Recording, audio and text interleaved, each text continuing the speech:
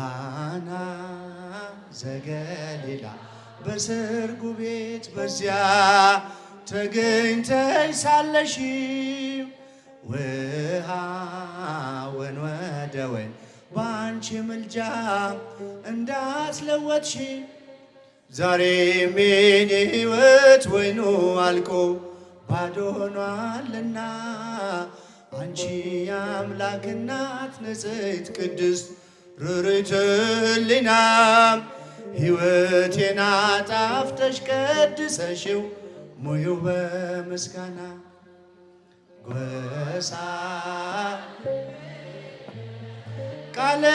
ሰናይም ጎሳ ልብ ቃለ ሰናይ ዋና የድ ቅዳሴያ ለማርያም ዋና የድ ቅዳሴ